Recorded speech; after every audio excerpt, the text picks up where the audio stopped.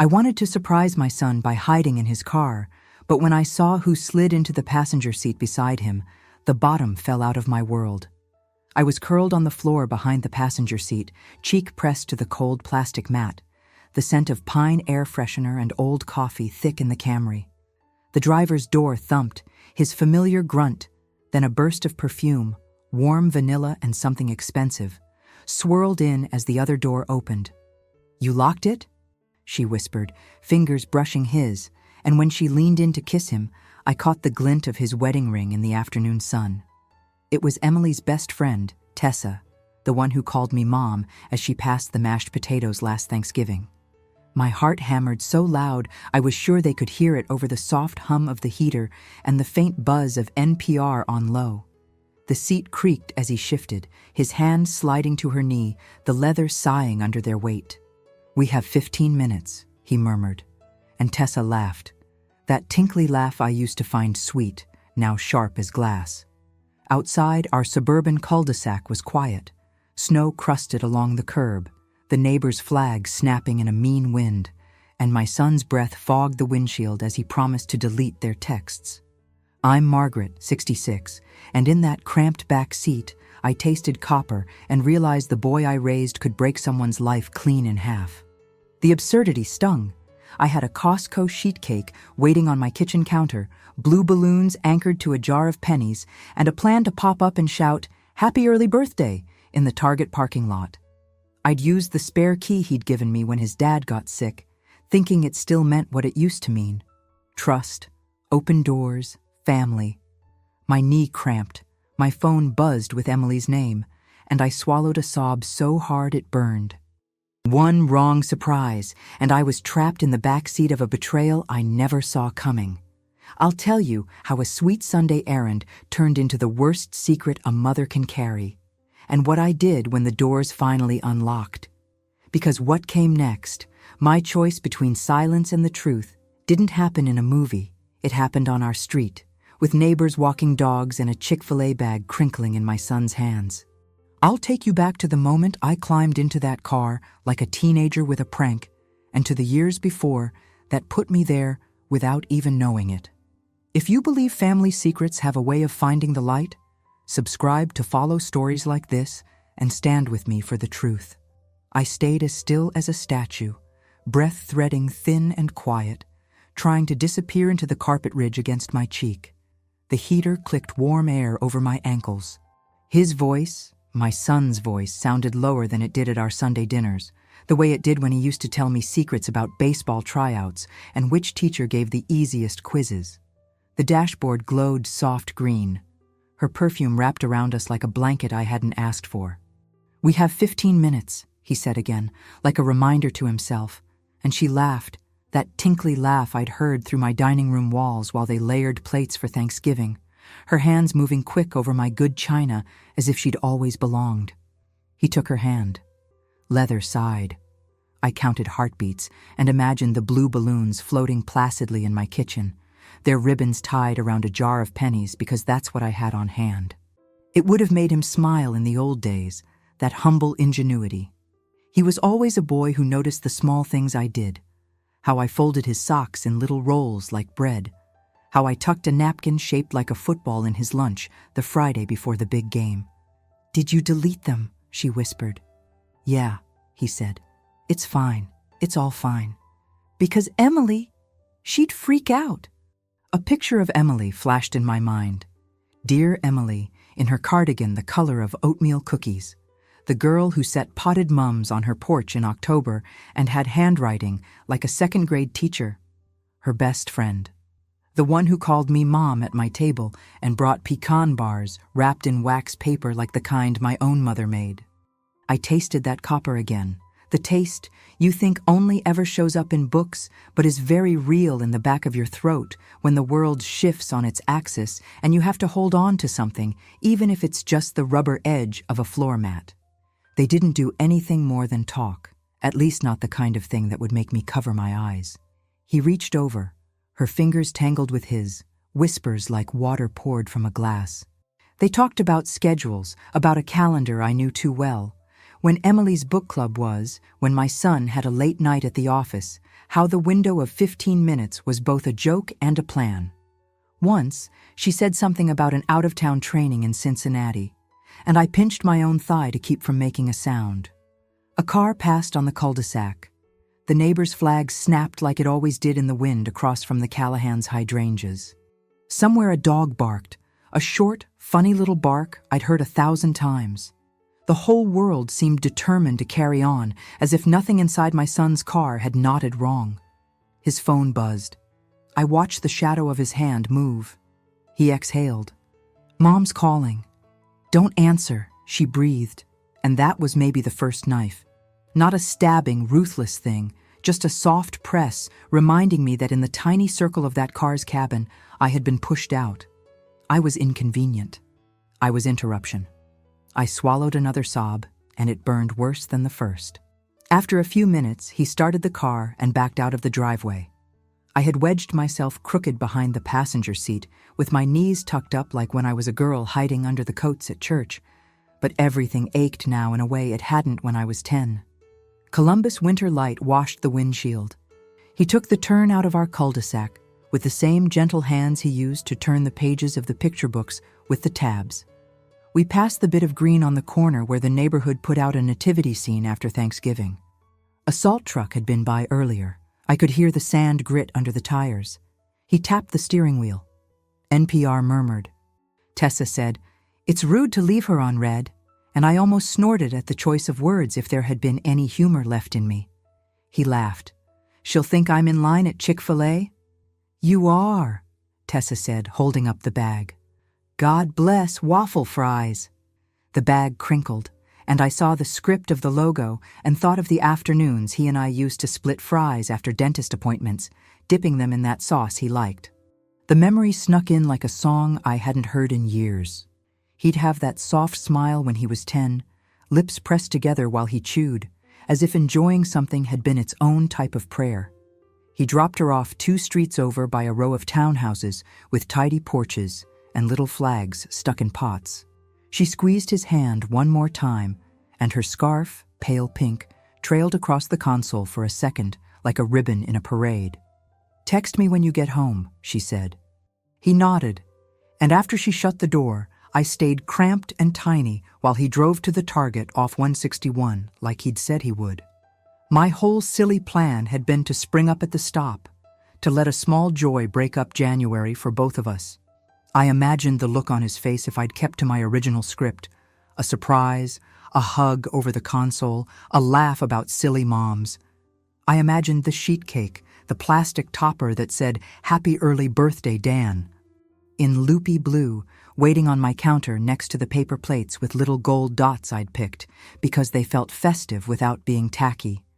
My hands shook. I couldn't go through with it. There are surprises that are light, and there are surprises weighted like gravel in your pockets.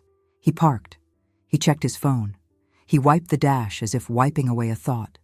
Then he got out, and I listened to the soft pop of the door lock. 15 years ago, I would have sprung up behind him and called his name. Instead, I counted to 50, and then again to 50, until the shake in my fingers settled enough that I could push the handle and slip out. The cold hit my face with that Ohio sharpness that makes you feel awake whether you want to or not. I followed a row of carts back into the cold January air and kept my head down and my pace steady like I was just another mom buying detergent whose son had never touched a woman who called me mom. I drove home in my Hyundai, the seat heater working dutifully, and talked out loud like people do when nobody's with them. "Don't go to hysteria," I said to the empty car. "Keep your head." A light dusting of snow had blown back across the road and made everything feel clean in the way that makes you ache. The cake sat with its plastic lid fogged where the heat of the kitchen met the chill of the drive. The balloons bobbed just slightly when I passed. The pennies in the jar winked copper at me in a way that made me want to put my head down and weep. Instead, I untied the ribbons and let the balloons bump lazily along the ceiling. I opened the dishwasher and closed it again. I wiped the counter even though there wasn't anything on it. Routine is a raft. I made a pot of coffee, even though it was too late in the day, and poured it into the mug with Ohio State's Block O. The first sip was bitter and perfect. My hands warmed around it. I did not call anyone. Emily's text waited on my phone, a little gray bubble asking if I'd seen the chunky knit throw she left at my house after church because she wanted to bring it to book club. I wrote back, "Yes, sweetie," folded on the back of the couch. "Come by and grab it, or I'll bring it over." I deleted the words, "Can we talk?" from the end of that sentence and told myself I would sleep on it like my own mother always told me to do when my temper ran ahead of my judgment. I've lived in Central Ohio all my life. I know what a Midwestern January asks of you. You salt your porch steps. You keep an extra scraper in the car. You wave at the neighbors because you will have to ask them for jumper cables sometime before spring. And it's nice to not be strangers. You bring casseroles when the bad things happen, and you do not ask for details until someone offers them. When my husband, Tom, got sick, this street fed me for 6 months straight. Chicken noodle in yellow Tupperware, lasagna with little notes about bake times, cookies from Mrs. Nolan across that street with a post-it that said, "Just because." My son gave me a spare key then, as if he were the one who could keep guard. "In case you need to check on Dad while we're at work," he said, and I put it on a key ring with a red tassel so I'd never misplace it. Emily cried on the porch when I told her the diagnosis, her hands in mine, her eyes so earnest. Tessa stood behind her and rubbed her back and said, "We'll get through it like a team."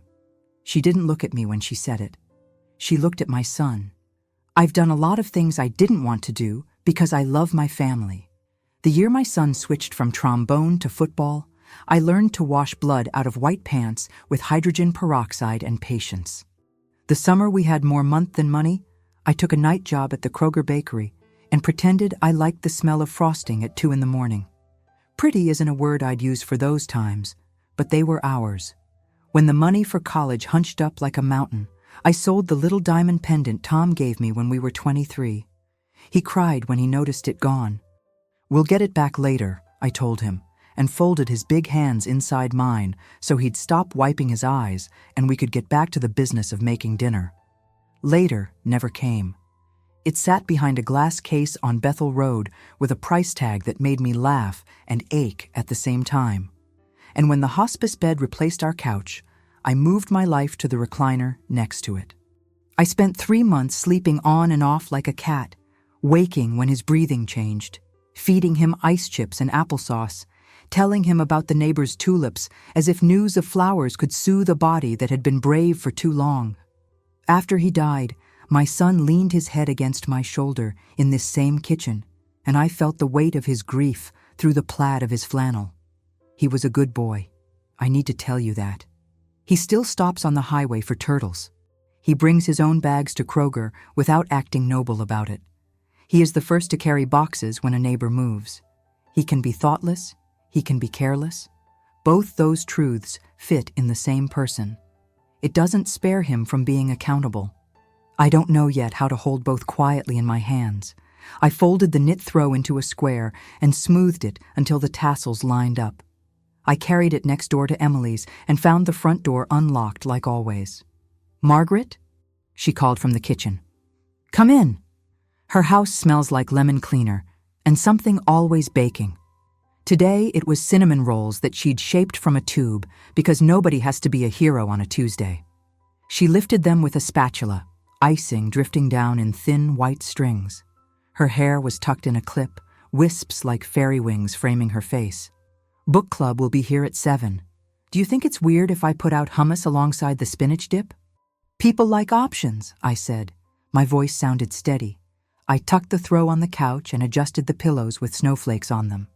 When she hugged me, I pressed my face to her shoulder and breathed in the shampoo she always buys at Target, the one with the coconut on the label. She is taller than me, so I have to lean a bit. "It smells good in here." "Tessa's bringing her bacon-wrapped dates," she said, as if saying a generic weather report. It landed in my ears like a bell. She said she might be a few minutes late. She's got a thing after work. My heart did that strange, tiny wobble.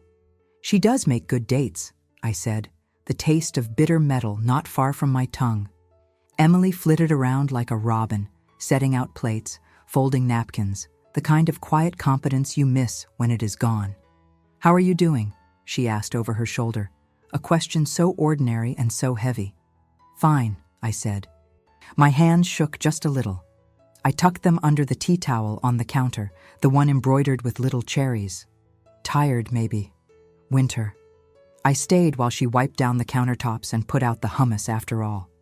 I found myself looking at our hands side by side as we straightened a runner on the dining room table, hers a little nicked on the index finger from a paper cut, mine a map of pale veins and little brown dots, years of dishwater and hand sanitizer and garden soil. I caught my reflection in the hall mirror, lines around my mouth I'd earned. Hair I let go silver because the ritual of dying felt like something I no longer had to perform, a small rebellion no one noticed or cared about. At 7, they arrived with laughter and boots clattering on the mat. I washed the tea towels and folded them again. I told myself over and over to breathe. Tessa came last, cheeks flushed the way cheeks flush in January, scarf wrapped 3 times around her neck like she was stepping in from Siberia. "Hey, Mom," she said, leaning in to peck my cheek with the ease of someone who doesn't fear the person she is greeting. "You saved me any of that coffee cake?" "Emily's got cinnamon rolls," I said. Tessa's eyes flicked over the room and back to me like a pebble skipping water. "You make everything so cozy." It would have been a compliment if it didn't sit in her mouth like sugar that clumps, both sweet and granulated. She always had that way, making me feel like a quaint addition to my son's life, like a throw pillow at a modern sale.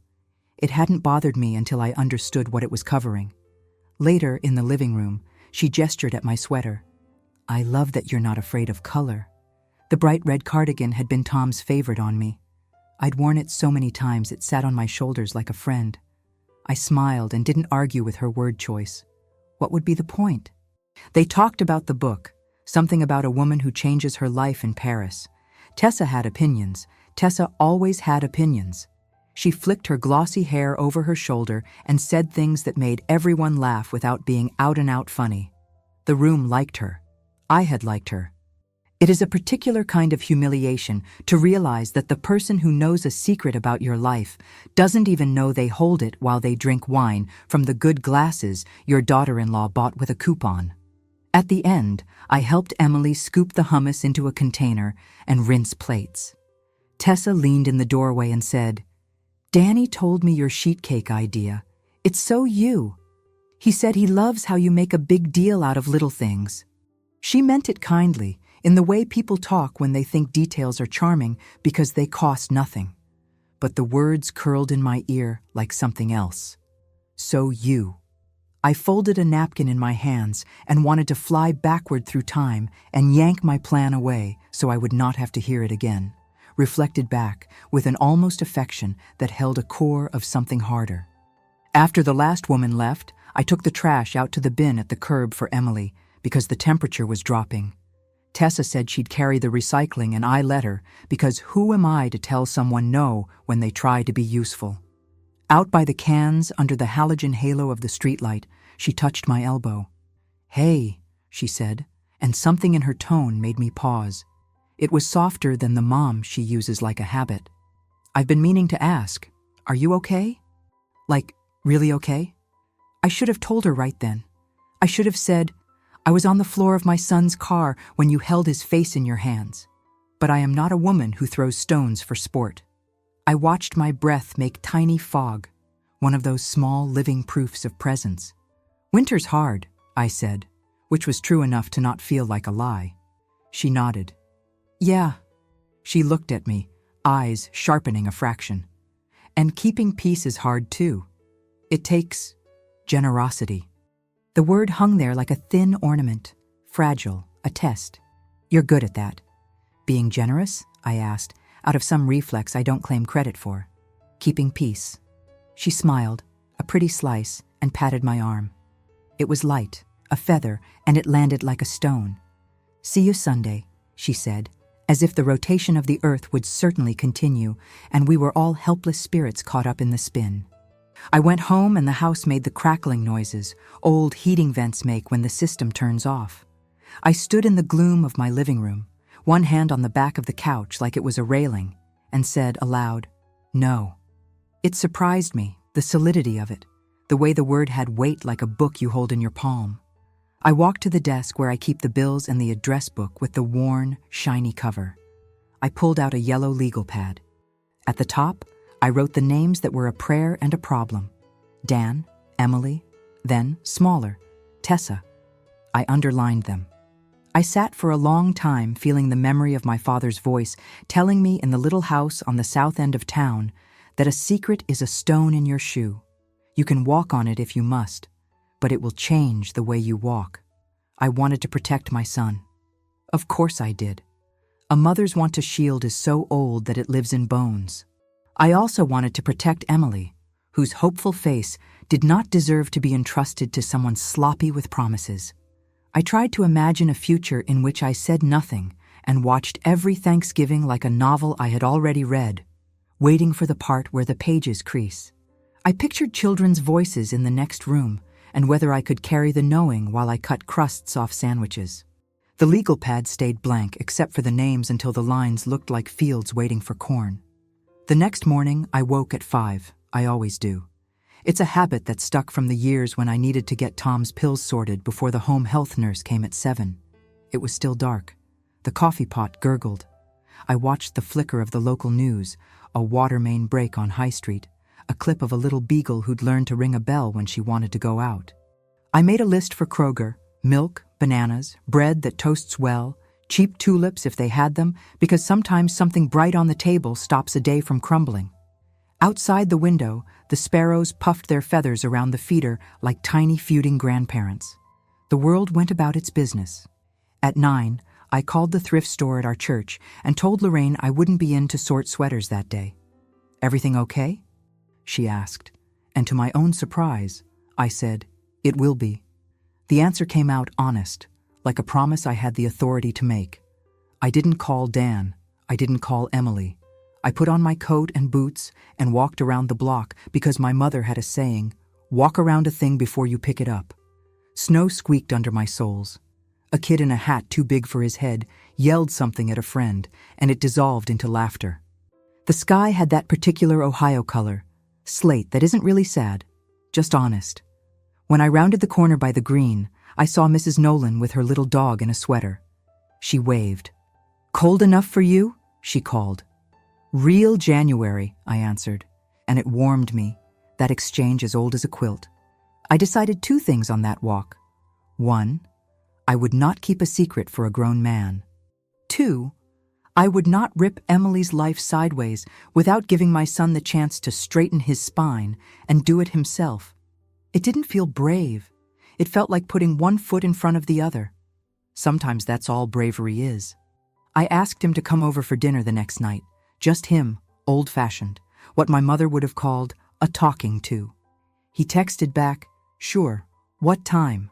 Like days had not rearranged themselves around us. I made meatloaf and mashed potatoes, the way he likes. I set the table with the plates from the set my parents gave us when Tom and I got married, white with a blue rim, a little chipped on one. I took the cake out of the fridge and ran a butter knife along the frosting where it had smeared from the plastic rim. I straightened the balloons now a little softer at the corners. I turned on the Ohio State game on low so he'd feel like we were regular. The house began to smell like family, and I couldn't decide if that made it better or worse. He came at 6 with the Chick-fil-A bag already in the trash on his way here, a habit he picked up from me, the doing of errands in little sequences. His hair, the same color as mine before it went gray, was damp from the shower. He hugged me at the door. He smelled like winter air and a soap that promised cedar. "Hey, Ma," he said against my hair, the way he said it since he was 23 and too big to be my baby, but somehow even more my baby. "Hey," I said, back into his shoulder. I closed my eyes and for a second let the memory of him at 5 overlap on the man taller than my doorway. We sat. We ate. I asked him about work, and he told me about spreadsheets as if we were both willing to pretend that numbers could be the most pressing things. I asked him about the Buckeyes draft prospects, and he gave me the opinion he flares his hands when he gives. He didn't mention anything that started with T. When I set my fork down, it clicked the plate. The sound of it felt like a bell. "Dan?" I said. He looked up. His eyes are the same blue as his father's, less gentle, more quick. "Yeah?" I folded my napkin.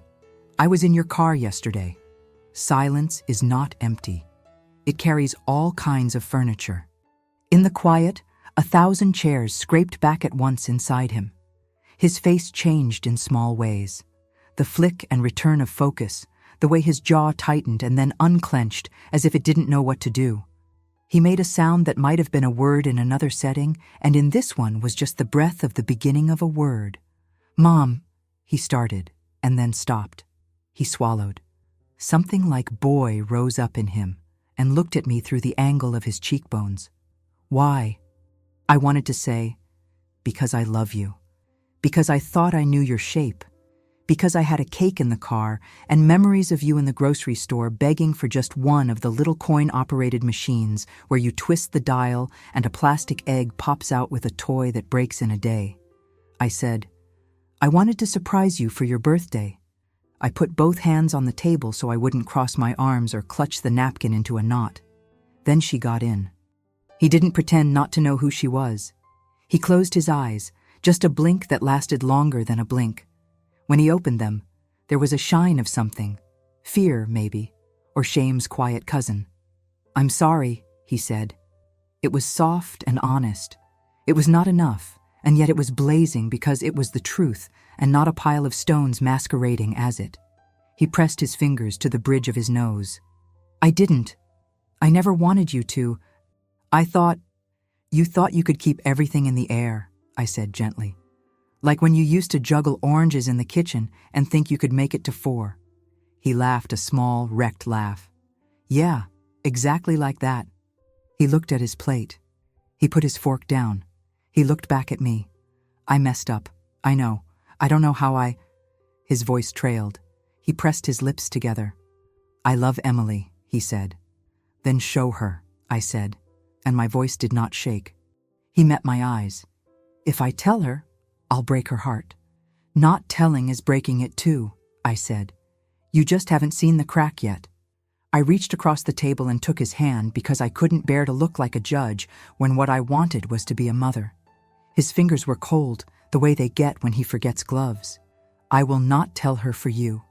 I will not carry this secret. You will walk into your own conversation with her, or I will walk in for you. Those are the choices." He nodded, slow. He did not argue.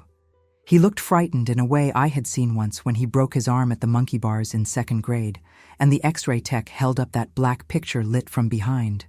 He looked like he wanted to be small again and crawl in my lap and have me fix it with a cartoon Band-Aid. I wanted to grant that.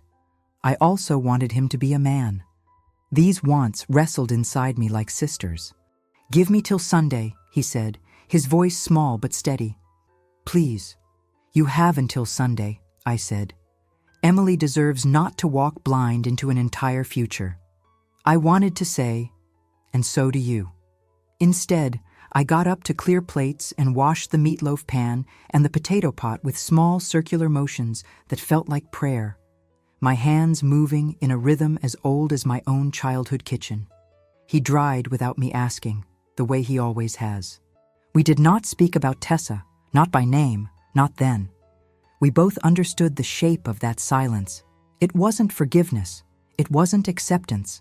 It was a step on a staircase I didn't want to climb. After he left, after I watched his taillights go down the street, I stood on my porch and let the cold lift the hair at my temples. The neighbor's flag snapped again. The world was exactly the same, and nothing was the same. The balloons bumped against the ceiling like a gentle tapping, like maybe someone coming to the door. Sunday is a long way, and not long at all. In that stretch of days, I moved through the motions the way you do when you're carrying something you cannot set down. I went to the thrift store and sorted sweaters into bins marked SML, the way Lorraine likes. I found a red one that looked so much like mine that I wondered if it had once been mine. I put it on the rack anyway. I went to Kroger and smiled at the cashier with the septum ring because she always asks about my grandson even though I don't have one. She tells everyone they have a grandson because she likes the stories people tell when they think of babies. I made chicken noodle with extra carrots and put a container in my freezer like my future self might need a small kindness. I stood at the sink and watched the cardinals flash red in the bare branches like ornaments left too long. Tessa texted Emily in a group thread that included me by accident or design. Can't wait for Sunday dinner. I hearted the message because there is a way of being polite that is also a shield. Later, Tessa texted me separately. Can we grab coffee this week? Just the two of us. I stared at the dots. I typed, sure, Thursday, cup of joe? Her reply was immediate. Perfect. The heart in my chest beat with a thick, slow thud. Not because I was afraid. Because I knew clarity was coming, and once clarity arrives, you cannot pretend not to see. Thursday, we sat at a little table under a chalkboard menu with doodles of mugs. She ordered an oat milk latte. I got plain coffee because I like coffee to taste like coffee. She smiled in that practiced way that makes everyone feel at ease. I wanted to check in, she said, stirring something she didn't need to stir just for the motion. After the other night, you seemed, I don't know, quiet. I was thinking, I said. She tilted her head. About? I blew on my mug. The steam smelled like burned edges and bitter, which I have always liked. Lines, I said. And what happens when they get crossed? She blinked. Her lips parted like she might laugh, and then she didn't. She set her spoon down. You're a good person, Margaret, she said. And it occurred to me that sometimes that sentence is a compliment, and sometimes it is a way people try to keep you compliant. I know how much you love them, both of them. You're the glue, you know. She reached across the table and touched my wrist. We don't have to make a mess. I held her gaze. Her nails were pale pink and glossy. Her wrist smelled like her perfume. I won't help make a lie look tidy, I said. My voice was soft and even. She sat back. A small flash of something passed over her face and was gone. Her smile thinned. Emily's fragile, she said finally, like a warning disguised as a care. You know how she is. The winter gets to her. She told me she was feeling low. This could... She spread her hands. You get it. Emily is strong, I said. She made cinnamon rolls for 10 women on a Tuesday and listened to all their feelings and then fell asleep with a book on her chest. Strength isn't loud. I let myself be angry for a second, but anger has never been a wild thing in me. More a clear line. If you love her, you would not hurt her like this. She opened her mouth and then closed it. She tapped her cup with the spoon, a little tinny sound. It isn't that simple. She looked away at the chalkboard with the cartoon mug. When she looked back, her eyes were different, less glossy. It never is. But you've always been, I don't know, practical. Don't mistake kindness for blindness, Tessa, I said, the plainest sentence I've spoken in months. We sat a while with that between us. People came and went. A man at the window laughed into his phone. The barista wiped a spill and hummed. When I left, I carried with me the sense that something had shifted, like when you feel a wall stud through the drywall and know where to hang a picture. I had found the line in myself. It's a relief to stop guessing. Sunday will come whether we're ready or not. I set the table. I put fresh tulips in water and watched them open in slow motion, the way they do a bit too fast in heated rooms. I cooked pot roast because it fills a house with a smell that says, you're safe here. Even if safety means having hard conversations under a roof that has heard babies cry and old men die and 1,000 dinners that were just fine. I texted Dan at noon, a short message. I love you. He replied, love you too. See you at 6. At 5, I stood at the sink and washed the last of the prep bowls and let warm water run over my hands longer than necessary. The light outside had gone blue. A neighbor's wind chimes sang a faint and hopeful sound. I looked at the sheet cake one more time and laughed a little to myself at the strangeness of it. The way frosting can carry both joy and grief if you let it. I made a decision then, a small one, but it felt like a stone laid in a straight path. I slipped my wedding ring off my finger, the one I hadn't taken off even after Tom died, because it had felt like a vow still lived in me, and I set it on the windowsill. A reminder to myself. The promises we make matter. The promises we break matter too. I want my house to be a place where we say the true thing and then hold one another while it hurts. When the doorbell rang, I dried my hands and went to open it. I didn't know if I would be welcoming my son into a new honesty or into a long fight. I didn't know how Emily would look at me when we were done. What I did know was that the ground beneath my feet was solid, that I had stood up straight, that the way we go forward is one quiet choice after another, made with a steady heart. Tessa might not like the way my voice sounds when it isn't softened to fit in the room. My son might see a harder edge in me than he thinks mothers are supposed to have. Emily might cry, and I will hand her a tissue and let her cry. I will make coffee. I will cut cake. We will sit at this table, the same one that held their wedding shower gifts and my husband's hospice medicines, and we will not be alone. Whatever next looks like, it will happen under this roof and not behind locked car doors with the heater whispering and secrets pressed into the carpet. There are worse things than the truth. I am 66 years old. I have learned that the truth, even when it rattles your bones, sets them in stronger patterns when it heals. I took a breath as the knob turned. I lifted my chin, and I made space at my table for what comes next. Emily stood there first, cheeks pink from the cold, a crock in a quilted tote cradled in her elbow like a baby. "Meatballs," she said, "the ones with the grape jelly and chili sauce that sound wrong and taste right." And her smile reached her eyes as if the only thing a Sunday could be bound by was the smell of something savory. The ring lay on the sill behind me, and I could feel its absence like a ghost pressing a cool palm to my finger. I stepped back and let her in. She shucked her boots with the quick balance of a woman used to slipping out of winter and into warmth. "Oh," she said, breathing in. "Pot roast." "Thought it might take the edge off the day," I told her, and hung her coat on the peg where Tom's old barn jacket used to sit 9 months out of the year. I saw her glance around, her small inventory of anything new, anything out of place, the way you look when you care about a home, because it is also your own. The balloons bumped the ceiling. The blue script on the cake lid waited under its layer of condensation. On the counter, I had set out the cake knife, the good one with the bone handle that belonged to my mother, its edge dull from years of frosting and not much else. Next to it, as deliberate as a flag, lay the spare key with the red tassel. I didn't put it away when I came across it in the drawer that morning. It didn't feel like a key anymore. It felt like a question. "Want to help me with silverware?" I asked, and she nodded, and we moved through the familiar choreography: forks on the left, knives on the right, napkins folded with the corner tucked because they look more finished that way. My hands needed something to do, and hers did too, though neither of us knew it was for the same reason yet. She told me how at church, Mrs.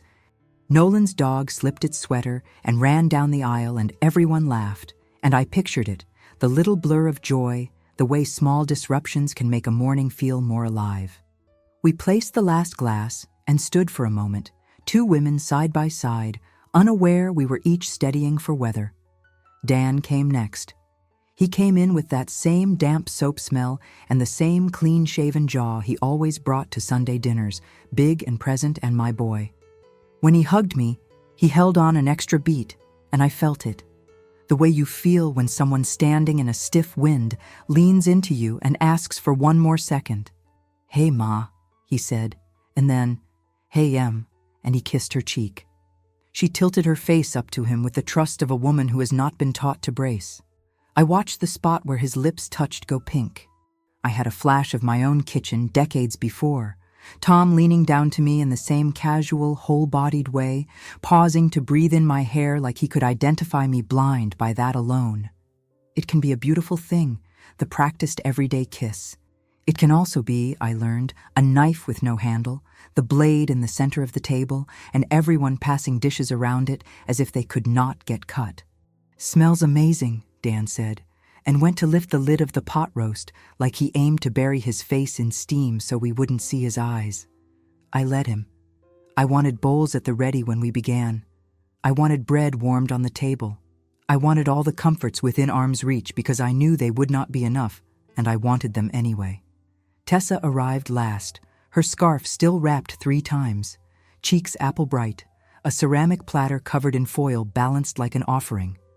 "Dates," she sang, her voice sliding up like a bell. "With the bacon you like, Margaret. I used that smoked kind from Wylands." She leaned in and kissed the air near my cheek, and I felt, truly felt, the drift of the warm vanilla perfume that had filled the Camry like a soft lie. "You look so pretty," she said, eyeing my red cardigan. Buttery warm praise that would have slid off me like sunshine any other week, and now landed as a weight. "Come in," I said, and I think my voice was the same voice I used to say, "Put your boots by the vent so they'll be warm when you go," the one that opens arms and rooms. She slipped her scarf off and unwound it, a pale ribbon coming free from her neck, and draped it over the back of a chair without asking. I noticed, because I am a woman who notices, that her scarf was the same soft pink as the one that had trailed across my son's console. I noticed she had painted her nails again. I noticed the way she lined her boots just so beside Emily's without looking to see if Emily saw. We set food down, and plates clinked, and this, I thought, is the thing about a table. It begs for the show of normal. Butter dish. Salt. The pot roast loafed in the center in its gravy like a content cow in a field. I spooned carrots into a bowl, and the orange lifted the whole picture. I knew who we were when I had a ladle in my hand. I set it down. I wiped my fingers on the towel with the embroidered cherries. Then I picked up the spare key by its red tassel and laid it on the table as if I were laying down a card we had all seen, but no one had played. "Before we eat," I said, and for a breath the room went smaller the way rooms sometimes do when a thunderstorm rolls its back over your roof. Dan looked at the key first. His hand, those hands that used to be sticky with grape jelly, then black with axle grease when he first learned to change oil, now mostly clean and clicking on keyboards, tensed like it wanted to move to his pocket and didn't. Emily followed his line, her gaze curious, unalarmed. Tessa looked at my face instead, which was either smart or a habit. She smiled that small slice of a smile as if to invite me to defer, to choose fun over truth, sugar over salt. "I was thinking," I said, and my voice didn't shake because it had nothing to fear from itself, about what a key used to mean in this family. "Dan, you gave me this when your dad got sick, so I could come in and check on things. It meant trust. It meant if the door was locked, I could still get to the people I love." Emily's eyes were soft. She reached out and touched the tassel with her fingertip, the way you tap a wind chime to make sure it's still able to sing. "We're lucky you're nearby," she said. "It came out like a prayer you say without thinking, engraved by use." "I took off my ring today," I added, and turned so they could see my bare finger, pale under where gold had rested for decades. "Not because I loved your father any less," I told Dan, "because he had put his hand to his mouth without knowing, and I knew what he was thinking. But because I wanted to remember that promises are not jewelry. They're choices we keep making." Tessa crossed one ankle over the other and shifted her weight. I don't think she meant the move to say anything. She has always been a physical talker, little gestures, flares of fingers, but it read, to me at least, like discomfort trying to find a chair.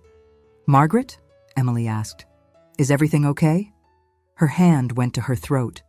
She rubbed the spot where her cardigan button fastened like she wanted to anchor it. I looked at my son. There's a look you exchange before a big play when you're on the same team, and time is small and the plan is drawn in dirt with a finger. He met me. Fear in him. Resignation. And something like relief on the edge, like a man who has held his breath underwater too long and sees the silver surface above him. "I told you I'd do it," he said to me, not them.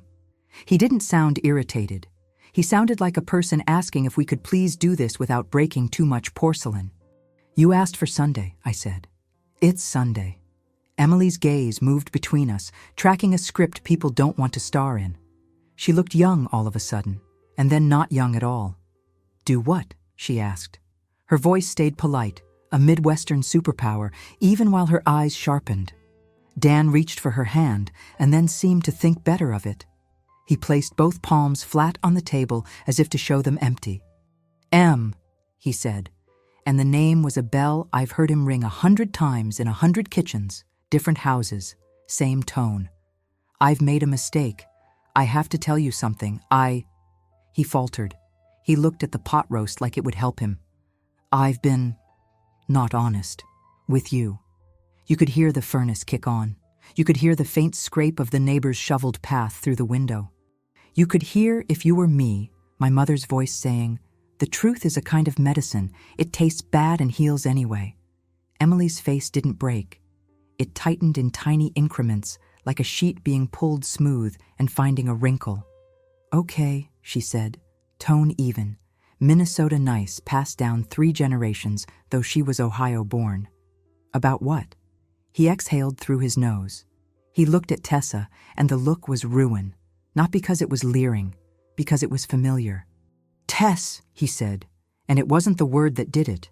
It was the softness he wrapped it in. He forgot to hide that. He forgot there was anything to hide. Emily's head turned so slowly I wanted to go stop it with my hands. There are women who are dramatic in their rage. Emily's power has always been her quiet. She looked at her friend. "What is he saying?" she asked with courtesy so sharp you could slice cake with it. Tessa had her lines ready. I could see the flash and shuffle of them in her eyes, the way a person reaches for a familiar script when the stage lights hit and the wrong scene begins. "Emily," she said, and leaned forward, elbows on the table, the way she does when she's about to share good gossips or a new recipe. "It's not—" "No," I said. I didn't raise my voice. I used the same tone I used on Dan when he was 9 and about to take the shortcut that would cost him more work. "We will not open with, 'It's not.' We will open with, 'It is.' And then we will tell the truth." Dan closed his eyes once, quickly. He opened them, and I watched him choose. That is what it was, in the end. A choosing, like a man on a shore finally turning to face the water he fell into, not because someone pushed him, but because he had leaned too far. "I've been seeing Tessa," he said. "I'm sorry. I'm so sorry. It's inexcusable. I don't have a reason that makes it okay. His voice caught. He swallowed, and when he spoke again, he was my boy at 8, explaining the broken lamp and not a man admitting to a cut he made into a life. "I never wanted to hurt you." Emily didn't flinch. She didn't cry. The first thing she did was take her hand from where it lay on the table and slide it into her lap, folding it in the other as if to keep her own fingers from reaching for help. She looked at me, not at him. At me, at the woman who has stood behind so many of her dinners, stacking plates and washing forks, at the woman who has folded her throw blanket and set it just so on her couch. "How long?" she asked. And she didn't ask Dan. She asked me. "You know I won't dress it up for you," I said, "because that is a kind of gentleness too. I found out today is not about me. But you deserve to know that I found out last week. And I told him he had until tonight to tell you himself. I did not say I was in the back seat. There are some humiliations that belong to the person who carries them, and the way I knew what I knew belonged to me. So, last week," she said, as if tasting the phrase in her mouth. She nodded once, a tiny nod, and turned to Tessa. "And you?" she asked. But there was so much of the years in that question. The book clubs, the split salads, the text threads about curtains and healthy shampoos, the heavy, small conversations about worry and winter, that the words themselves felt like decorations on a cake whose flavor had already been decided. Tessa reached across the table, palm up. That was her move. The reach. She has always been good at creating a picture of closeness and inviting people to step into it. She glanced at Dan, and I saw it, the flicker of choosing the we over the you. "We didn't mean, it just sort of happened. We didn't plan." I picked up the cake knife. I took the lid off the sheet cake because the plastic had fogged again with the heat of our voices, and I wanted clean air over it. The knife in my hand felt silly. A thing for frosting and nothing else, and it felt like a law, a line-drawing tool. I set the tip at the edge of the blue loopy letters and drew a straight line down through the white, a neat slice that divided Dan from Happy Early Birthday. The sound of the blade through frosting is tiny, a whisper. In that room, it sounded like thunder. We are past the point of softening, I said. We are at the point of naming. Emily watched the line I had cut in sugar. I didn't plan that. It came out of me like a muscle remembering how to lift. She put both hands on the table, palms down. How long? She asked again, to both of them. I asked you what you're allergic to when you met my parents. I asked you what cake you wanted on your 30th. I have asked you so many questions, and you have answered most of them. How long? Dan cleared his throat. A few months, he said. Since October. I watched that land in her. The mums on the porch, the Halloween cookies, the Thanksgiving where Tessa had called me Mom and passed the mashed potatoes like she had always belonged. Emily's mouth went small. Since before you helped me string the lights on the railing, she said. I could hear the memory clicking into place. Since you both served pie to my sister with whipped cream. You both came to my niece's recital and told her she did so well on Jingle Bells. She laughed then, a short, incredulous sound. You both prayed with me for Margaret, for her first Christmas without Tom, and then you went and did this in a car. I closed my eyes for a breath I had to take because all of that was true, and I wanted to weep for the dumbness of it, the smallness. Not the hotel affair of a soap opera, 15 minutes, in a Camry, with the heater whispering and NPR on low. The particular humiliations bloom in the ordinary. Tessa's hair fell forward, and she flipped it back, reflex, and it made a shape in the air like smoke. It was a mistake, she said, and her voice finally held something raw, not a performance. I didn't plan to. She swallowed. I love you, Em. You know I do. I've been there for everything. You loved me while you were kissing my husband? Emily said, and the politeness went out of her voice like a candle that has burned down into its cup. She pushed back her chair. The legs scraped. She stood. You called her Mom while you kissed my husband? She looked at me, and I saw the thing that broke her was not only the adultery.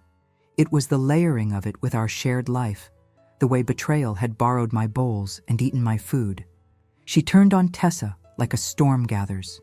You asked me for a recipe for those dates, she said, and there was nothing silly in how she said that small thing. You asked me how to cut parchment to fit my pans. You told me you had my back. I do, Tessa said, and it was like she didn't hear her own absurdity. No, Emily said, and the word came out of her like a note so pure it made the hair on my neck rise. She looked at Dan. You have till tonight to leave the house. She looked at Tessa. I don't ever want to see you at my table again. Em? Dan started, and she shook her head. He stopped. He leaned forward like a runner against a wind, and then sat back, like he had to accept that the weather had turned. I moved then, because there is a time to be the wall and a time to be the hand that steadies. I stepped around the table and put my palm on Emily's back, between her shoulder blades, the way my mother used to when I couldn't catch a breath. She folded into the touch, not crumpling, just leaning so her body could do what bodies do when they are not alone. My house is yours, I said, as long as you need. I don't know why I said it that way. It felt like right words in the right order. Tonight and tomorrow, and in the morning when you can't find your coffee filters because you've moved them to where you think they will make sense. I wanted to make it concrete, simple. The future arrives in small, dumb panics. Let me meet them at the door. Tessa stood, too, slow. She held the platter of dates to her chest like a prayer book. She looked smaller than when she'd come in, as if the room had finally shown her a true mirror and she was afraid of it. I'm sorry, she said. She said it like a person who finally realizes apology is not a spell, but a stone you hand to someone who will decide what to do with it. She looked at me, and it struck me that she had expected me to be her ally. And maybe in some other story I would have been. A woman who values peace so much she will hold shards in her own hands to keep everyone else from the cut. Margaret, she said, And in that one word there was history and hope and a plea as thin as a reed. "Don't call me that," I said, and the softness in my voice was gone. I didn't yell. I didn't have to. "You called me Mom in my house. You used my name in his car." There it was. The thing I hadn't wanted to say aloud, now pressed loose from me. I tasted the copper again. It doesn't vanish just because you speak. You don't get to pick what to call me based on what suits. I made my mouth do a thing I didn't recognize. It was a smile, but it had no curve in it. "You need to go." She looked at Dan again, that last glance, the kind lovers in movies give before train doors close. He didn't give it back. He looked at his plate, at the meatloaf crumbs there from another night, as if the kindness of habit might save him. She lifted her scarf from the chair, wound it around her neck in those 3 careful loops, and left her dates behind because they didn't matter and because she had probably run out of hands. We listened to the latch catch. We listened to the winter air fill the space where her perfume had been. When Emily sat down again, her knees shook a little. She hid it by adjusting her napkin. "Did you delete your texts?" she asked Dan, and the way she said it made the sentence something else, his promise.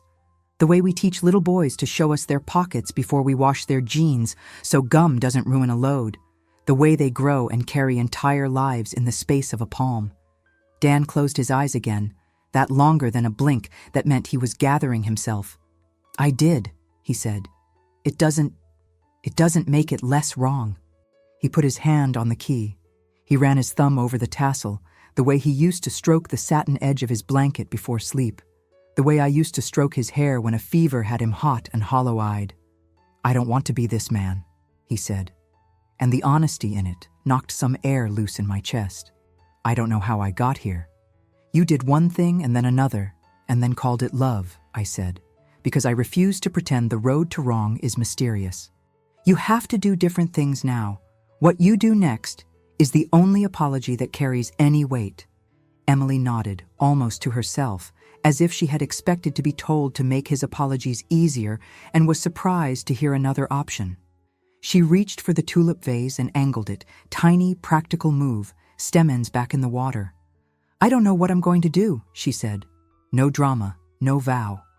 Just the truth in the middle of the table like a loaf of bread we would share because we must. "I need space. She blew out a breath. "I need to be where the truth is real." "Then you stay here," I said again. I had already prepared the guest room without admitting it to myself. Washed sheets, the quilt with the red squares my grandmother pieced, the little lamp with the pull chain that makes a nice sound. I had set a spare toothbrush by the sink. I had bought decaf tea, though I don't drink it. Women prepare with their hands what their hearts can't stand to name. We didn't eat right away. None of us were hungry, though the smell of pot roast wrapped us the way winter quilts wrap you when you've decided to make a bed on the couch. We sat in the sound of our own quiet. I looked at the cake knife and the neat line it had made through frosting, and wondered if I had gone too far, made a metaphor where there already was one. Then I thought, no. I am 66. I have cleaned blood out of white football pants, spooned applesauce into my husband's mouth when he forgot how to swallow, learned how to fill a syringe with morphine while the Midwest sky went gray outside because January was doing its honest best. I am allowed a line in sugar when life insists on lines in bone. Eventually, I put plates in people's hands because bodies require fuel even when hearts are busy breaking. We ate quietly. The pot roast tasted like every Sunday before we had to be brave. For a minute I hated it for that, and then I loved it again for trying its best to be a kindness. Emily took small bites. Dan ate and stopped and ate and stopped, distracted, like a man pulling splinters from his own palm. We didn't talk about next steps like a strategy session. We talked about mundane things because they are the unfrayed edges you hold while your tear does its work. We talked about how the driveway would need salt in the morning and how Mrs. Nolan's grandson would clear it if I asked. We talked about how the Buckeyes kicker had a streak going, and wasn't that something? None of it mattered, and it did. Both truths fit. After dinner, Emily stood and went to the sink. She turned the water on and just watched it for a long second. Then she rolled up her sleeves and washed the pot roast pan with gentle circles. I dried. Dan gathered plates. We moved like a family that knows how to move around heartbreak without banging elbows. When we were done, I poured coffee and decaf tea and brought out the cake. The lid had fogged again and cleared again, and it looked ridiculous and brave at once. I took the knife, the same one, and made 3 neat squares. I put them on the white plates with the blue rim. I put one in front of each of us. For a moment, nobody picked up a fork. Then Emily laughed, a sound so sudden it made me startle. "I'm eating cake on the day my life broke," she said, and there was no self-pity in it, just astonishment at how 2 things can be true at once. "You're eating cake on the day your life told the truth," I corrected gently, and she nodded and took a bite. The blue frosting left a little streak on the edge of her mouth like a cavalry mark, and I reached forward without thinking, the way a mother does, and wiped it with the edge of a napkin. She closed her eyes for a heartbeat, leaning into the small care like a woman who knew how to let herself be held when she needed it. When she opened them, the wet had gathered in her lashes, and she didn't blink them back. She let them fall. I put the box of tissues on the table. We didn't apologize for crying. I learned, somewhere between Tom's diagnosis and his last breath, that apologies for tears are wasted. Tears are a sign of life doing its work. Dan's phone lit once, face down on the table. He flipped it without looking at the name. He didn't need to. He set it to "Do Not Disturb" and looked at me, a small boy and a tall man all layered together. "I'll pack tonight," he said. There was no feeling sorry in it. There was decision, the click of a door latch moving, because someone's hand knew how. "You'll stay at my place," I said, because he had nowhere else soft to land, and because I knew that Emily needed the bed where she slept to be hers without his shadow. "On the pullout, or the couch. I'll set out a blanket. It isn't much, but it's home," he said. And he didn't mean my walls. He meant the steadiness that lives in a person who has decided she will not bend to make others more comfortable, not anymore. When they left, Emily to walk next door for her first hoodies and the toothpaste she liked, Dan to go with her and wait on the porch like a man choosing to be small so she could be big. When the quiet came like snow falling late, I went to the sink again. The ring sat on the sill, gold catching porch light, and I put it back on. Not because I wanted to pretend today had not happened, because I remembered what I had said. Promises are choices we keep making. I can keep loving my husband, gone now, and still insist on the truth in the house he left me. I can be both. I slid the ring down until it reached the indent it had carved into my finger over 3 decades. It belonged there, not as permission for my son's promises to be cheap, but as witness that vows deserve respect. For a long time, I stood with my hand on the edge of the counter, that old railing, and watched the dark ease itself around the neighbors' roofs. A plow went by, salt scattering, grit singing against the curb. The balloons had begun to droop, their helium leaching. They bumped the ceiling lower, persistent little hearts refusing to lie flat. I untied one, the string coming loose from the jar of pennies that had been my joke, and now was just a jar of pennies again. I held the balloon in my hand, its skin cool and silky, and knew what my father meant about secrets being stones in your shoe. I set the balloon by the back door and let it go. It drifted up, lazy, turned once in the draft from the vent, and came to rest against the ceiling light. It would lose itself slowly. Not everything is a crash. Some endings are a gradual letting go. Later that night, after I had found a spare set of sheets for the pullout and set out a bar of soap in the upstairs bath and turned down the guest bed with the red square quilt in case Emily wanted to crawl into a comfort of old cloth, after I had texted Lorraine to tell her a joke from the news, because we send each other little lifelines, I sat down at the desk with the yellow legal pad and added a new line under the names I had written days before. Under Dan, under Emily, under Tessa. I wrote, me. Not because I wanted to center myself in their pain, because I wanted to remind myself that when the rush of doing for others is done, I must take care of the woman with the red cardigan and the hands that know how to make meatloaf, and the heart that decided she would not carry secrets that weren't hers to carry. I drew a small box next to my name. I checked it. It was a silly thing. It made me smile. In the days that followed, the injustices that had accumulated, the small humiliations I could now see as one long cord, came back to me in flashes. The time in September when Emily stood at my sink and told me she felt silly for buying 2 pumpkins when one would have been enough, and Tessa laughed and said, "That's why we love you, Em. You're so simple," and then winked at Dan like she'd shared a joke he understood better. The November afternoon when Tessa came over early, under the pretense of helping me set the table and rearrange the place cards without asking, just a little shift that put herself between my son and his wife. The texts Emily showed me once when she thought Tessa was lonely. He didn't answer, "Should I worry?" And Tessa typed back, "He's probably with your mom. He's a good boy." That one burned when I remembered it, not because of the words, but because of the audacity of using me as the cover, the way some people use weather to explain why they didn't show up on time. "Keeping peace is hard," Tessa had said under the harsh white of a halogen streetlight. "It takes generosity." I felt the sting of being told that my goodness was a tool someone had picked up to pry open what didn't belong to them. It made my decision feel less dramatic and more like finally setting down a sack a stranger had handed me and told me to carry. Emily spent the first night here. She came in with a plastic laundry basket of things that would get her through a couple of days: leggings, a hoodie, the pillow she loves because it's flat as a pastry. I didn't talk to her like a counselor would. I didn't talk to her like a judge. I talked to her like I have since the first night I met her, when she sat too straight on our couch and folded her feet under her carefully and laughed at my joke with the polite confidence of a person who means it when she laughs. "Do you want chamomile?" I asked, and she said yes, because chamomile is nothing if not an agreement that we are going to try to sleep.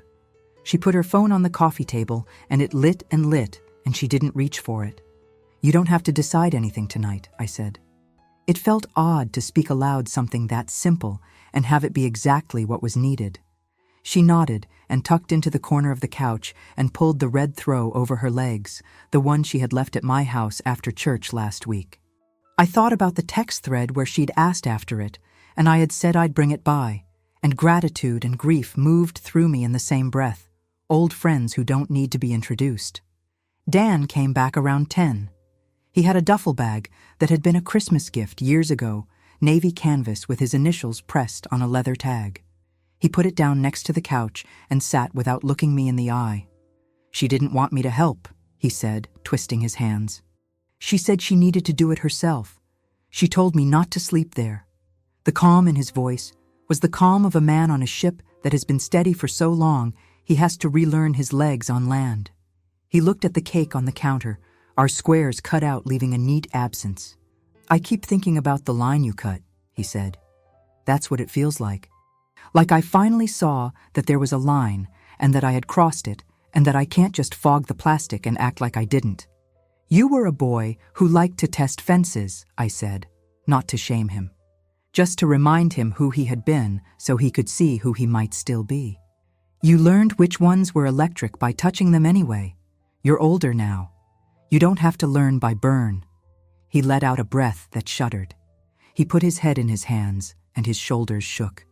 I did not put my hand on him the way I had put my hand on Emily. I sat beside him so our arms brushed, warm, no more, no less. Sometimes presence is the strongest shape of love.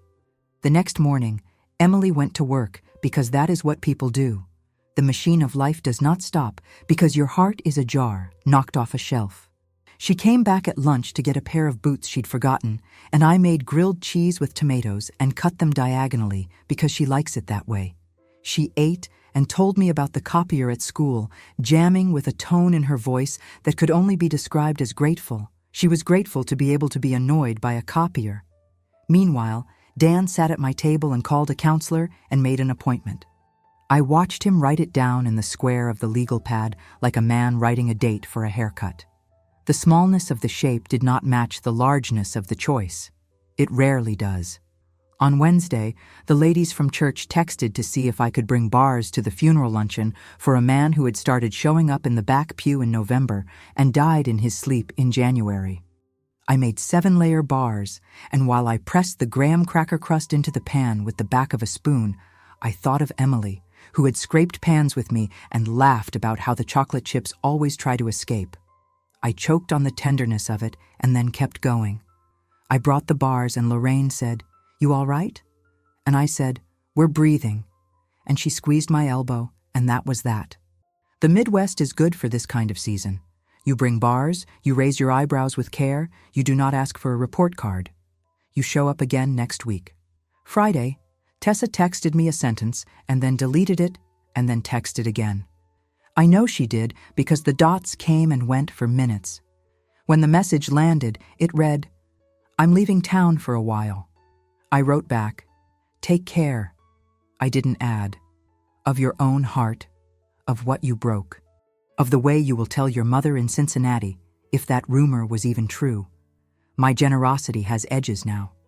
It is still generosity." Sunday came again like Sunday always does, with a sky that cupped the block and the call from the church bells down in Clintonville, with the neighbor's flag snapping and the north wind carrying the smell of somebody's bacon on its back. We set the table again, not for 4 this time, but for 3. I had gone to the thrift store in the week and found, of all things, a spare key on a ring with a red tassel. I had laughed quietly in the back where we sort the sweaters. I had bought it for $1 and put it by my door. A silly thing, maybe. A reminder. The symbol is this: doors can be opened on purpose. They can also stay locked while you stand on the porch and decide that your bones are more important than someone else's convenience. When Dan came this time, his eyes were tired in the honest way exhaustion is when you finally let yourself feel it. He hugged me like a man who knows he is loved, and that being loved does not excuse him from repair. He sat on the couch while Emily stirred something on the stove. He didn't try to reach for her, and she didn't move away. It was a new choreography. It was stiff and hopeful and strange. After we ate, I took the cake from the fridge. There was no blue script left, just a square corner with white frosting that had turned a little glossy from time. I cut it into 2 small pieces and handed them, 1 to each of them, and kept none for myself. I had had my slice already.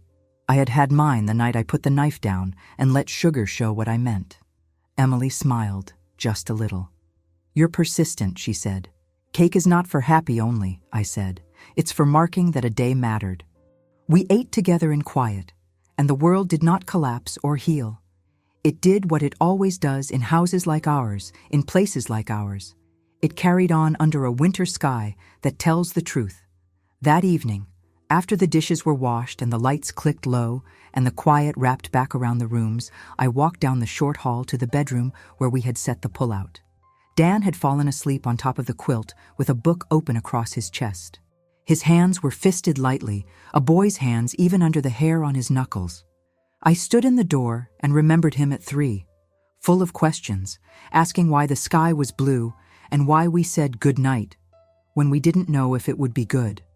I stepped back without waking him and shut the door to a soft click. In the guest room, Emily lay on her side, the red square quilt drawn up to her ear, the light on, her book face down on the bed. She wasn't asleep. She looked at me when I came in. I sat on the edge of the bed, and we didn't speak for a minute, just listened to the old house breathe. Finally, she said, "Thank you," which felt too small for what I wanted to be for her, but I know better than to argue with gratitude. For not letting me be the last to know. For seeing me. Her eyes were rimmed pink, the way eyes are after days of letting go. "I'll always see you," I said, and I meant it. If she goes back, if she leaves, if she chooses years of repair or a small apartment with plants lined in the window, if she buys a dog, if she stays childless, if she rocks a baby at 3 in the morning in a house that smells like new paint, I will see her and bring her soup and fix her leaking toilet and send her a text when the Buckeyes blow a lead that seems impossible to blow. I will not make her pain into my own, but I will make her place at my table permanent. When I came back to the kitchen, I picked up the spare key and the red tassel brushed my knuckles. Object and memory, door and boundary. In it was the boy who handed me his trust.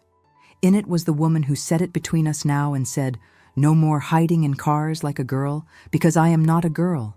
I am a woman with a spine and a history, and I will not carry the stone of your secret in my shoe." I went to the hook by the door and hung it, and felt in my bones the lightness of a burden set down. There is a phrase my mother used to say when we were small and made messes she had to mop up. Enough. It wasn't angry, it wasn't a threat. It was a door closing, so a calmer house could open on the other side. Standing in my kitchen with the balloon strings drooping just above my head and the smell of pot roast still in the air, I felt the word come up from my feet and settle in my chest. Enough. I said it aloud because naming things gives them shape. Enough. Outside, the wind turned mean and then eased like it does in February, hinting at thaw. Inside, I turned off the light and let the house be dark and kind. The ring on my finger pressed against the other finger and reminded me of who I had been and who I was becoming. I think if you had asked me a month ago, I would have told you I didn't need any more becoming. 66 is a fine age to be finished becoming. But here I was, made new by the hardness of choosing the truth and the softness that came after. Like bread when it cools, and you can finally slice it clean and see the steam curl up from the knife. I went to bed and the sheets were cold, and I curled around that and warmed them up in time. In the morning, I would make coffee, not decaf, the kind that tastes like coffee. I would pour some into the mug with the block O. I would wave to the neighbor. I would scrape the steps. I would write more on the yellow legal pad. Appointments, groceries, a list of things that defined a life. This is what happens after a line is drawn. This is what happens when a woman finally says no and means it, and then opens her door anyway when someone she loves knocks, not to keep a secret, but to make room for the truth at the table. The days after that Sunday were a slow, honest sort of unspooling. The immediate sharpness of the conversation at the table gave way to the small, practical consequences that follow when something inside a family breaks and everyone has to decide how to live with the pieces. Tessa left town the next morning. Her text said she was going to visit her mother in Cincinnati and that she needed space.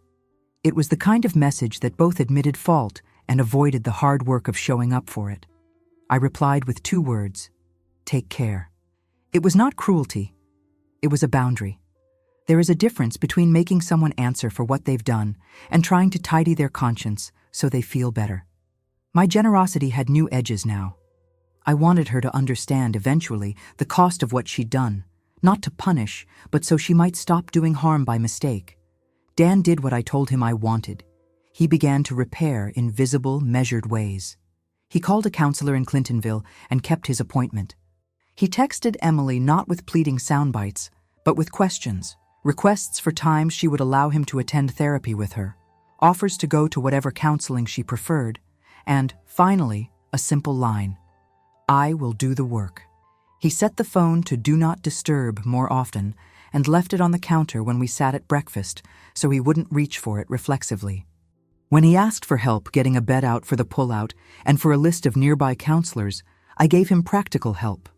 I reserved my scolding for the moments when he tried to make excuses or soften his choices into something forgivable. Repair takes hands and time. Saying I'm sorry is the beginning. Showing up is the rest. Emily stayed with me that first week. She took the guest room as if she had always had the right to the space, because she did. She came home with a laundry basket and a slow, quiet dignity. Sometimes she would sit in the living room and fix her eyes on the blank corner where the TV hangs and not say anything, and that was enough. Other times she would make lists: dentist appointment, parent-teacher conferences, pick up a tie for the nephew. She reclaimed ordinary responsibilities like flags planted back into the garden after winter. Those small acts were stitches. She insisted on making her own decisions: what to pack, whom to text, how to respond to Tessa's erratic messages, and I watched her practice being the author of her own days. We cooked together the way women in this family always have. On Wednesday, She insisted on making the grape jelly meatballs, Tessa's pretentious name for them notwithstanding, and we ate them with our hands and laughed at how wrong they sounded and how right they tasted.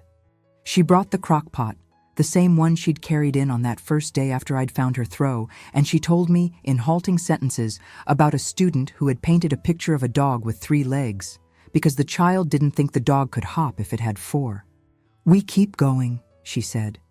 And I thought then of what keeps a house from collapsing, the daily business of feeding people, of sweeping, of making sure there is a clean towel to dry hands on. Neighbors noticed. Lorraine from church stopped by with a thermos of soup and a casserole dish wrapped in foil, because that is what our street does. Mrs. Nolan waved across the street and asked if I needed my porch salted. Even the teenage boy who delivered the Sunday paper came and left an extra week's worth at the door, in case anyone wanted to read.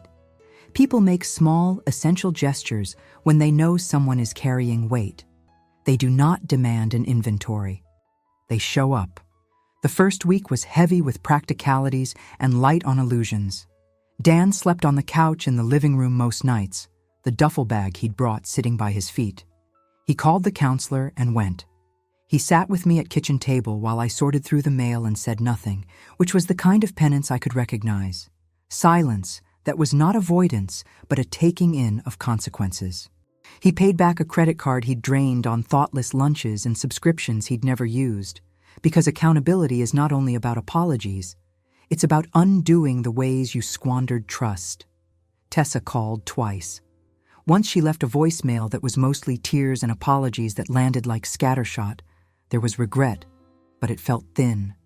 The second time she sent a handwritten letter. Hers was the kind of note that asked for forgiveness and acknowledged wrong without pressing for what the recipient might need. She wrote that she was ashamed, that she had not intended to hurt Emily in the way she had, that she would be away for a while to think and to make amends where she could. I didn't answer the first call. I read the letter twice and then put it in a drawer. Some things must be accepted slowly. Some apologies must be earned, not claimed. There was gossip, of course. News in neighborhoods has its own current. Quiet at first, then when a thing finds purchase, it moves. I found out about a conversation at the hardware store and later a whisper at church. People draw their conclusions and assign their sympathies in ways that tell you as much about them as about the people being talked about. I tried to let it wash over the house like melted snow. We aren't immune to what people think, but we aren't defined by it either. What surprised me, in the gentlest of ways, was how much good came of the rupture. Not that I wished for the rupture, not at all. But life, stubborn and pragmatic, kept handing us tools. Emily took up therapy for herself. Dan joined a support group for men learning to be accountable in relationships. Nothing dramatic, just 2-hour sessions where men sat in chairs and did the slow work of learning how to stop making themselves the center of the story. He learned, humiliatingly, how to sit and listen and to let silence go on without filling it with excuses. There were moments of rawness. A month after Tessa left, she called to say she was getting on a bus. "I need to be away," she said, her voice small and thin. "I made a mess." I told her plainly that leaving wasn't enough. Staying and fixing would be better. She cried, and I felt something unwelcome like pity crawl across my ribs. Empathy is a tricky thing. It does not mean excusing. It means watching another human try to remember which is the true north. I wished for her to find it. The spare key, the one with the red tassel, stayed on its hook at the door. It was both a relic and a warning. Several times in those first weeks, Dan reached for it reflexively, as if to take it with him, then stopped. He left it there. I had bought another spare key from the thrift store, the symbolic little key I'd found for $1, and sat it in a small dish by the telephone. It wasn't for him exactly. It was for me. The key on the hook was a question I asked every time I walked past. Will we keep living the way we always lived, with blind faith that people won't fail us? Or will we learn to lock some doors and only open them with purpose? Slowly, a new sort of normal came into view. Emily began to go back to book club, at first to listen, and then to bring a dish and laugh in that small, careful way people laugh when they've had a grief and are learning how to hold joy beside it. She set the table differently sometimes. She would put her fork on the right just to make herself think about the small changes that felt like freedom. She took a pottery class on Thursdays, something she'd joked about for years and never done because there was always something more pressing. Clay is a kind of remedy. You shape, you let it dry, you accept that cracks make the piece different but not worthless. Dan kept showing up for appointments. He texted Emily to ask if she wanted to come to a session with him. He asked me, with something like shame but also hope, to keep him honest. "Don't let me blur the lines," he said more than once. "Call me out. Tell me when I'm making it sound better than it is." I did it. I reminded him of the small concrete steps. Call the counselor, set the do not disturb, prepare the room for guests properly, be on time for everything truth asked of you. He began to deliver. Habit changes the world. There was a winter night, about 3 months later, when Emily came home from work and found both of us in the kitchen, the two of us working in companionable silence, folding laundry and making a late pot of tea. "How did we get here?" she asked, the sentence soft and not accusatory. She sat at the counter and we handed her a mug. Dan looked at her with his fingers curled around the mug, knuckles white. He said, "By telling the truth. By not pretending the smell of it wasn't in the house. It was small, imperfect, earnest." One evening, in May, when the ice had finally stopped clinging to the porch rail and the robins were brazen, Emily invited Dan to sit with her on the back steps. They didn't kiss. They didn't make pronouncements.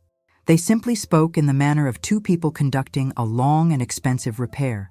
What had hurt the most, what would be done differently, what safety measures would be non-negotiable. She said she needed clearer honesty. He said he needed to show it daily. She asked that he not keep secrets. He agreed to be transparent about his whereabouts and his friendships for a year, an odd, specific contract that worked for them. It felt like scaffolding around a house being restored. Tessa wrote to Emily that summer. Her note was different this time. No excuses without offers to act. "I am doing work," it said. "I'm in counseling. I am learning what it means to be selfish in a way that harms.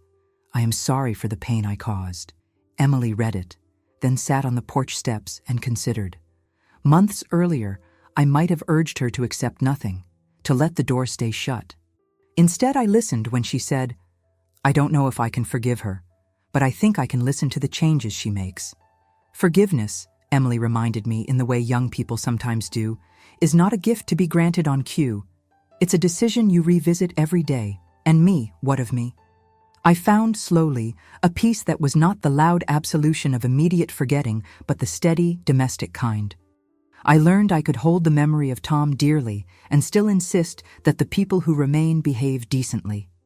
I put the spare key back on its hook as a sign that I would keep doing what I always did, open the door for those who needed it and keep the house honest about what mattered. But I also stopped using my spare key to cover for someone else's comfort. It was not my job to prop up a lie for the convenience of others.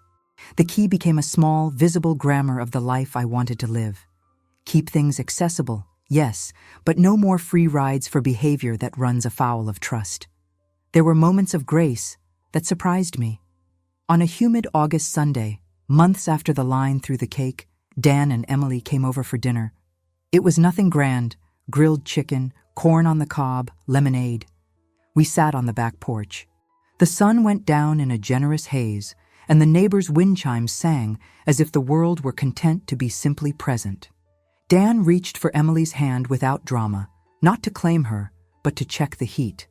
She gave him her fingers, and for a small, radiant second, there was the fragile, tentative thing that rebuilds with the homework of time.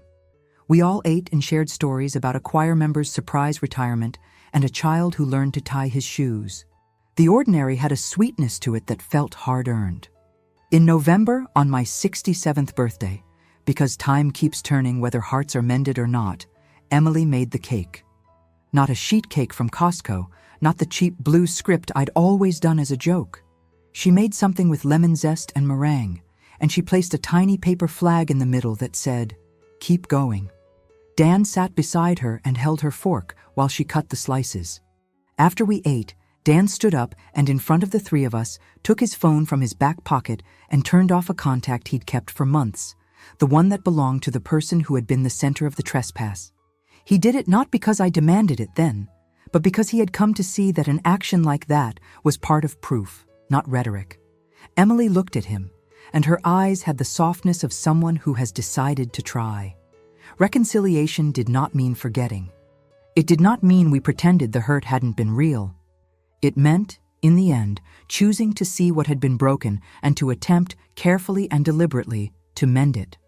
There were nights when Emily would stand in the kitchen and cry, and I would hand her a towel without making it into a spectacle. There were also nights when she laughed so loud at something on television, the sound scared the dog.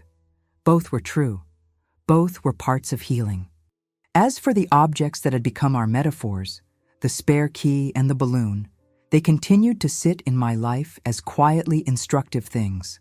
The key stayed on the hook, red tassel, bright and exact.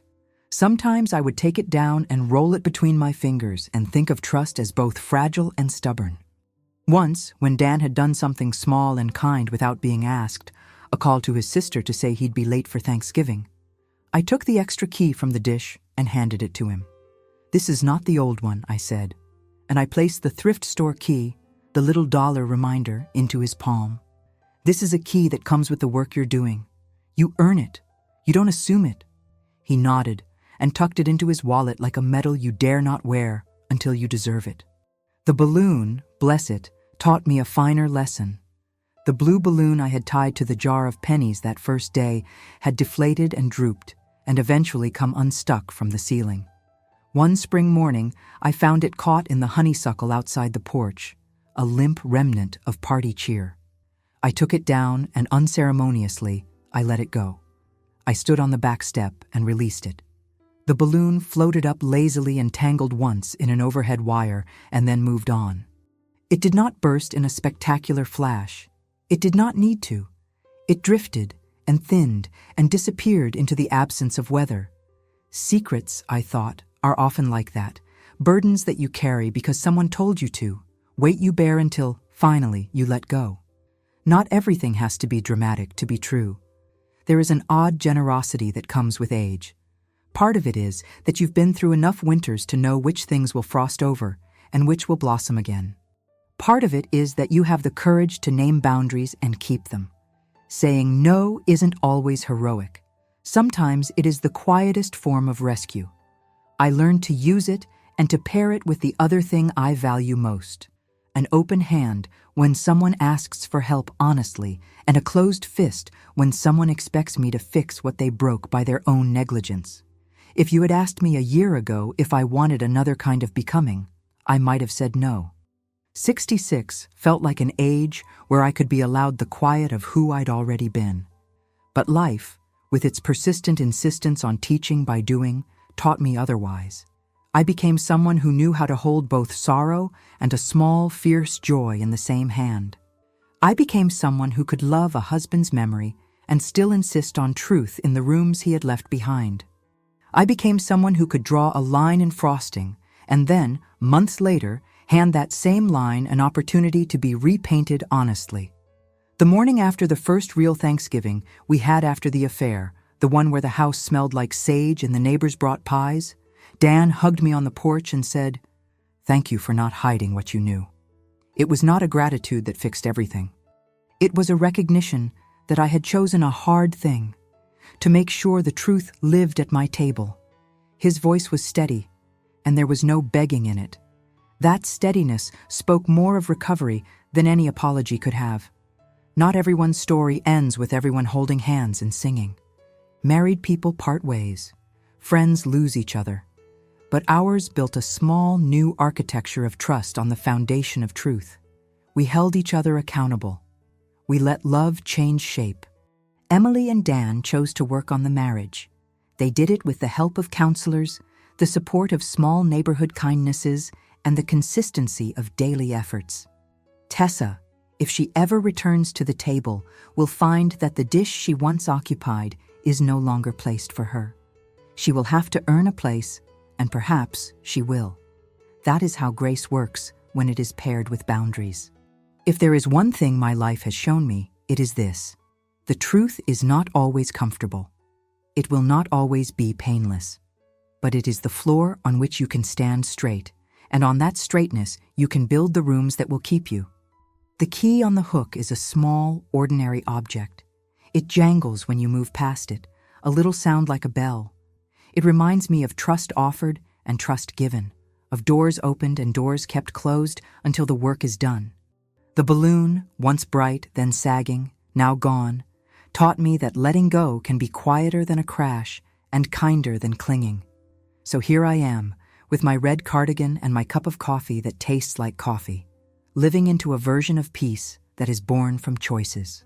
I will keep making meatloaf when someone needs grounding, will continue to fold laundry like a prayer, will hand out tissues and call counselors and set boundaries.